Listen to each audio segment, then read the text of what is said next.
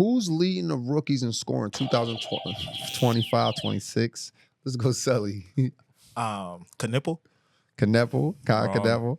How many points is he averaging right now? 19.4. 19 point.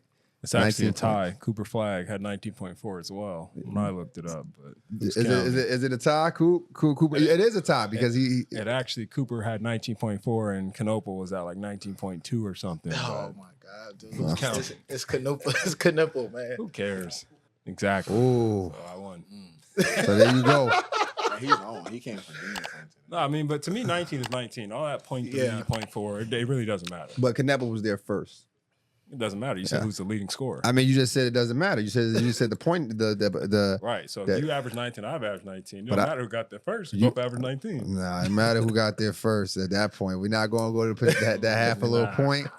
But who has out of all the rookies this year, who has the most upside?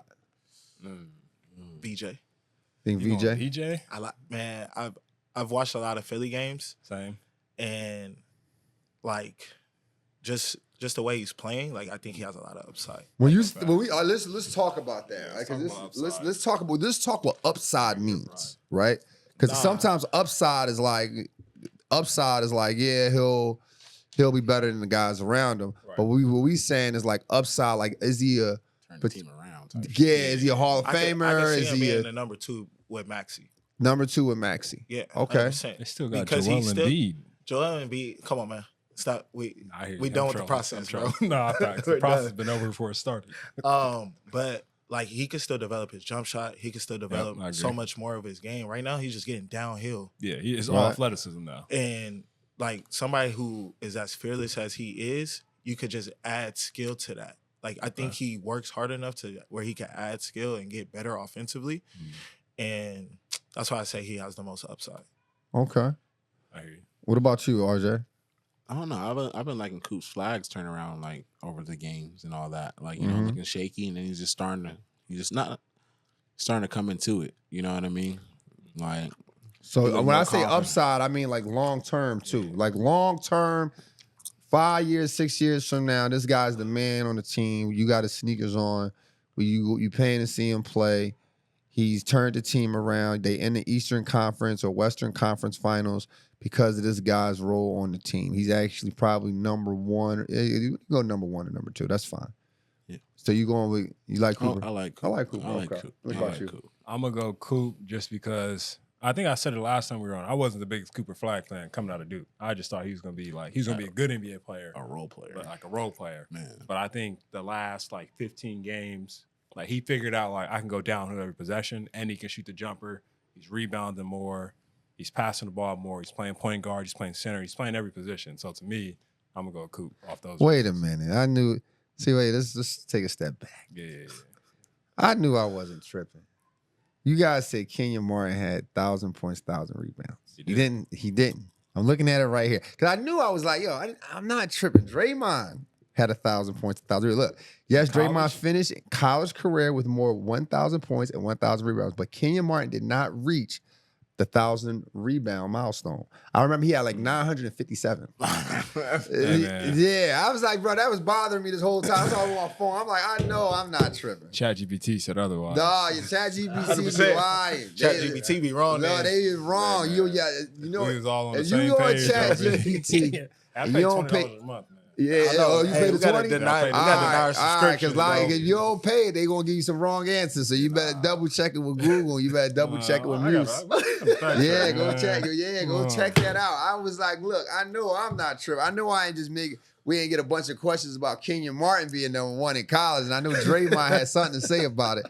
Like, we still picking Kenyon, but I'm just saying that we got to give Draymond his props. Draymond was a dog for Michigan State.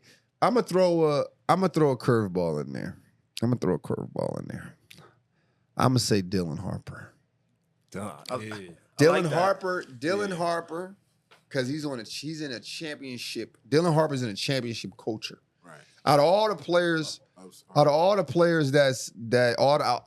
rookies, Dylan Harper has the most chance for the most exposure.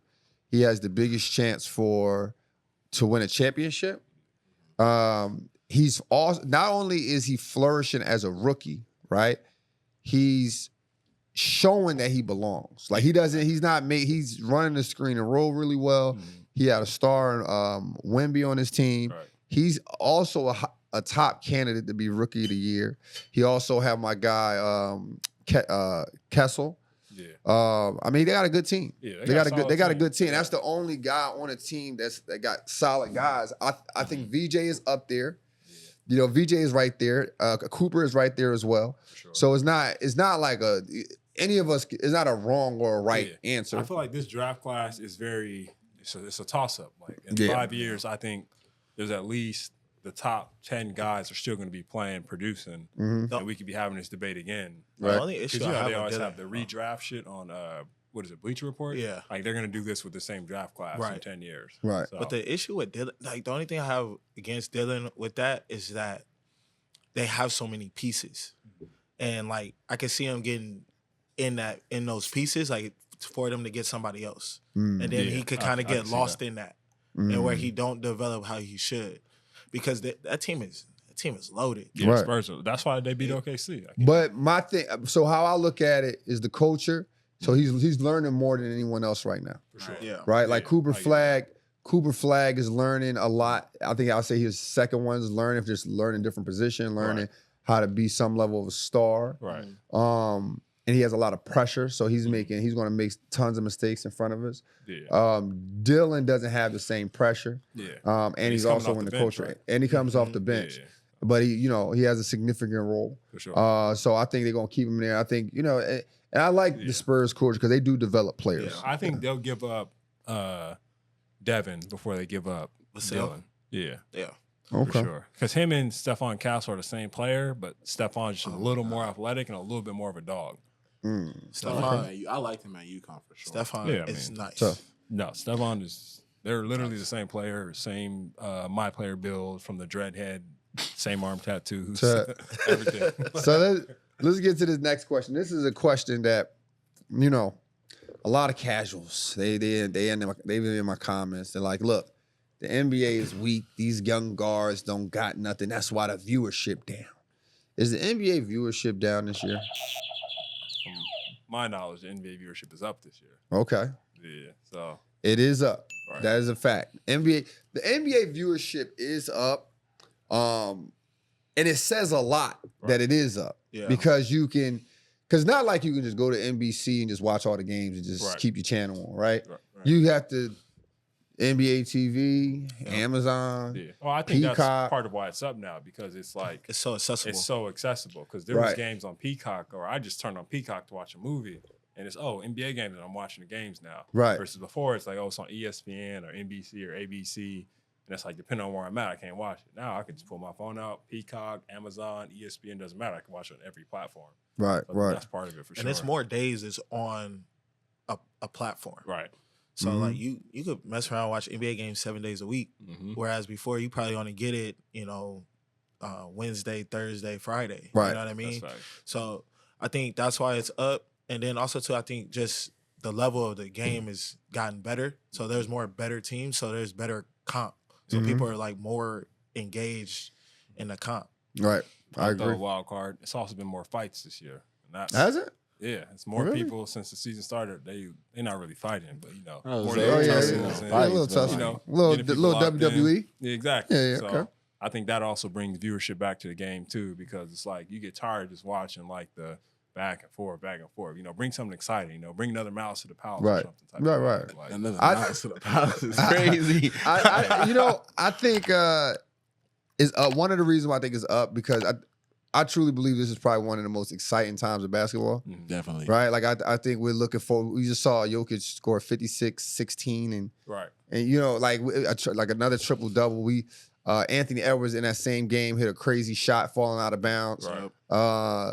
We watching the greatest scorers and shooters of all time in the 18th season, 17th season, still hooping, still balling. Then we just talked about the rookies. All the rookies really got tremendous upside. It's like literally, it can be tied at any day. Right. Then this is an era where the last 5 championships was someone different. Right. Man. So we rooting for. So we We looking at OKC. OKC start off hot. Damn, they just lost the Spurs three times in a row. Well, they lost 4 and 5 games. Right. The last 5. Exactly. That's unheard of. I think this is the most exciting time of basketball. Maybe not the best time. It takes some time for it to be called the best time. Yeah, for sure. I sure. think the fans, the regular fans, casual fans, they're so anxious. Yeah. Right. They're just anxious, like, yo, we need the consistency. We need something to be the same as it was last year. Right. And they're not understanding that the guys are so skilled. These are some smart players. Right. It's going to be hard for one player to win 6 rings or For sure. 3 because people adapt. Right. And everyone on your team can score now. Right. Yep. You get what I'm saying? The level of injuries that are happening, it's a higher rate because of the game pace. Right. And then just the willingness for people to request trades and control their own destiny now. Right. Where We'll it's get to that. So let me ask you guys, why do you think the casuals say the viewership is down? Where are they getting this from? Every time I hear somebody say it, it's usually someone over the age of like 50. Oh, yeah. And they also follow that statement saying, oh, well, I haven't watched basketball in 10 years. So it's like, well, you don't know what's going on if you ain't watched it in 10 years. Man. Right. I agree. But then I think too, like to DeRay's point, like older generation hasn't really adapted to what the game is now. Like they still like, oh man, they should be doing this, they should be doing that. That's like, no man, you gotta adapt. When you say with the older game. generation, what do you mean by that? Like, for example, on Christmas, me and my dad got into it about how the game is played. He's like, oh man, it's a bunch of threes. This is a 3-on-1, and the dude shoots a 3. I mean, a 3-on-2, and he shoots a 3. And I'm like, well, they're packing the paint. Right. So he drew the help to kick. It's just an open shot. He's like, no, man, that's a layup. How old is that?